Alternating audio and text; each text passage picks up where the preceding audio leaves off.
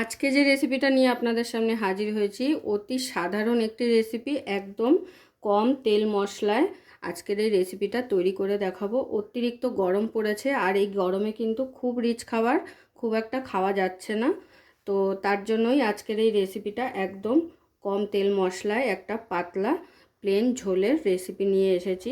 ঝিঙে আলু পটল দিয়ে কাতলা মাছের পাতলা ঝোলের রেসিপি। তাহলে চলুন শুরু করছি আজকের রেসিপি।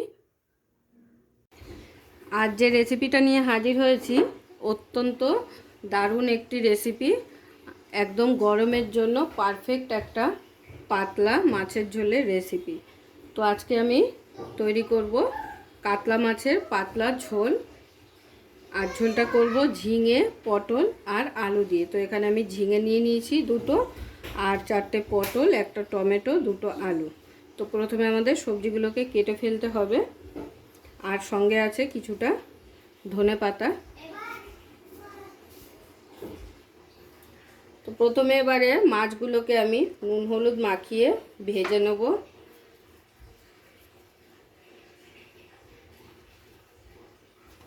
দিয়ে দিলাম পরিমাণ মতো নুন, আর দিয়ে দিচ্ছি হলুদ। আজকে যে ঝোলটা করব মাছের রেসিপিটা, সেটা কিন্তু খুবই একটা উপকারী রেসিপি, কারণ যা গরম পড়েছে এই গরমে অতিরিক্ত তেল ঝাল মশলা কিন্তু অনেকেই খেতে পারে না।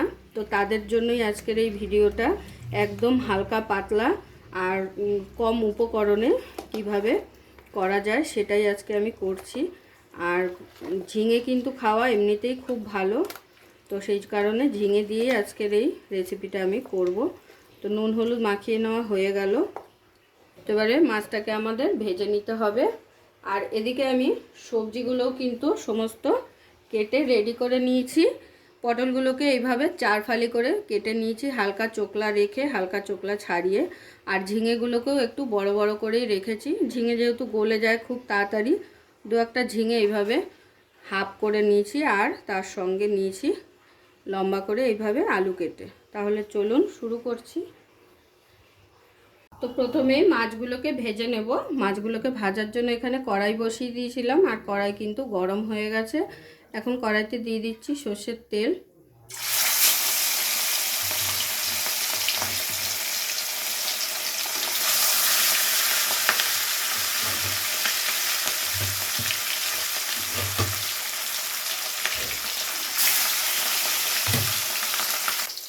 মাছ ভাজতে ভাজতে এদিকে মশলাটা রেডি করে নেব। তো এখানে আমি জিরেটা আগে থাকতে জলে ভিজিয়ে রেখেছিলাম, জিরেটা বেটে নেব আদা কাঁচা লঙ্কা দিয়ে। একদমই কম মশলায় আগেই বলেছি, তো আজকের ঝোলটা কিন্তু আদা জিরে আর কাঁচা লঙ্কা বাটা দিয়েই হবে। তো এখন আমি মশলাটা রেডি করে নেব।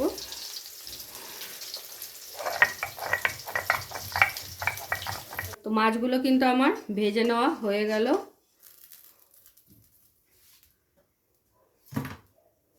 এবারে সম্বার দিয়ে দেবো সামান্য একটু গোটা জিরে,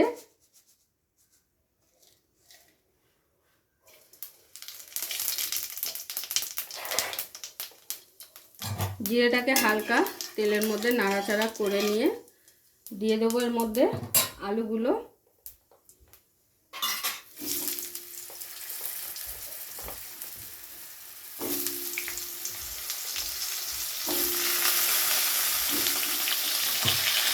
প্রথমে আলুগুলোকে হালকা করে একটু ভেজে নেব। আলুগুলোকে হালকা একটু নাড়াচাড়া করে ভেজে নিয়েছি। এরপরে এর সাথে অ্যাড করে দেবো কেটে রাখা পটলগুলো।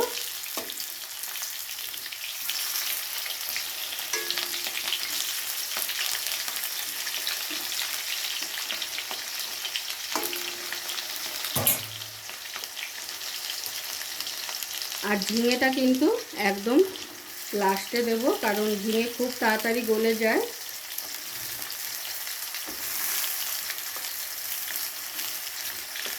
তার সাথে দিয়ে দিচ্ছি টমেটোটা।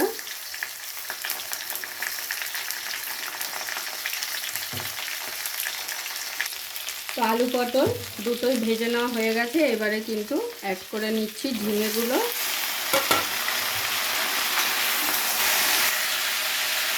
তো ঝিঙেটাও কিছুটা ভেজে নেওয়া হয়ে গেছে। এখন এখানে অ্যাড করে দিচ্ছি পরিমাণ মতো নুন,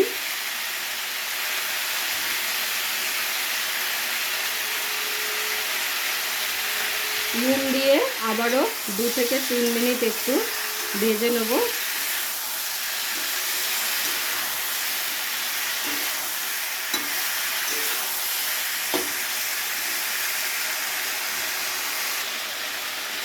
নুন দিয়ে কিছুক্ষণ ভেজে নেওয়া হয়ে গেছে।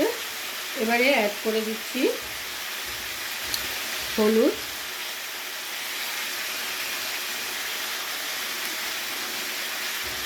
হলুদটা দিয়ে আবারও নাড়াচাড়া করে হলুদটাকে ভালো করে মিশিয়ে নেব। খুবই অল্প উপকরণে গরমে এরকম একটা মাছের ঝোল থাকলে আর কিন্তু কিছুই লাগে না। গরমে খুব বেশি রান্নাবান্না করাও যায় না, খাওয়াও যায় না।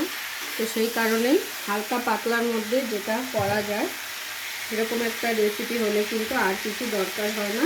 তো এবারে দিয়ে দিচ্ছি আদা, জিরে আর কাঁচা লঙ্কার পেস্ট।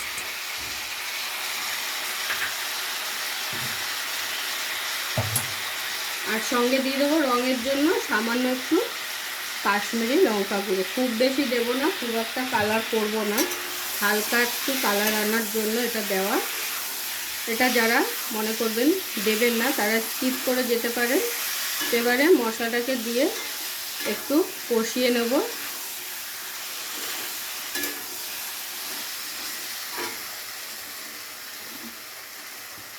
দিয়ে দিচ্ছি সামান্য পরিমাণে একটু জল।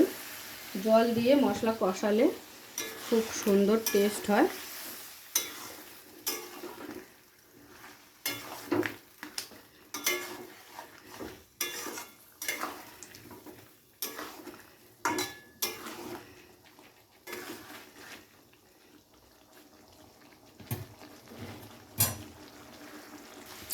তো দেখুন মশলার গা থেকে কিন্তু তেল ছাড়তে শুরু করেছে, তার মানে আমার মশলাটা খুব ভালোভাবে কষিয়ে নেওয়া হয়ে গেছে। এবারে ফাইনালি এখানে গ্রেভির জন্য দিয়ে দিচ্ছি জল।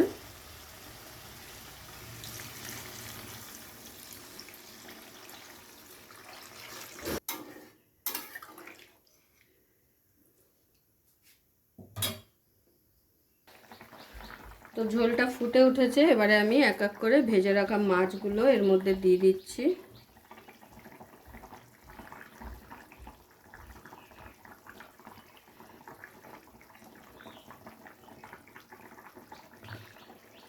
মাছগুলো দিয়ে একবার ভালো করে মিশিয়ে দিতে হবে।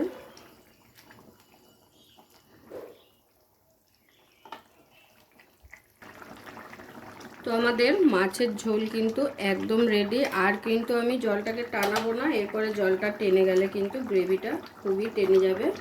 এবারে নামানোর আগে দিয়ে দিচ্ছি একটু ধনে পাতা। ধনে পাতাটা একটু বড় বড় করে এইভাবে হাত দিয়ে ছিঁড়ে দিয়ে দিচ্ছি।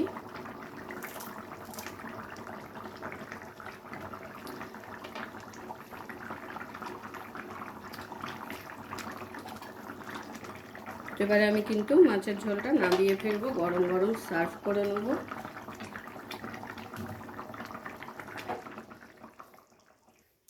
তো গরমের দুপুরের জন্য এরকম একটা মাছের ঝোলের রেসিপি আজকে আপনাদের কেমন লাগলো অবশ্যই সকলে কমেন্ট করে জানাবেন। তো আমি এবারে এই গামলাটায় ঢেলে নেব মাছের ঝোলটা।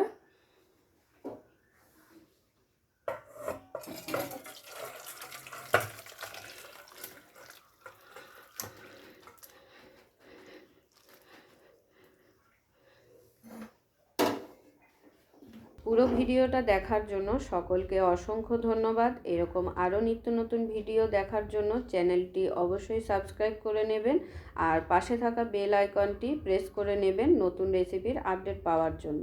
তো সবাই ভালো থাকবেন, সুস্থ থাকবেন। আবারও দেখা হচ্ছে আপনাদের সাথে নতুন একটি রেসিপি নিয়ে।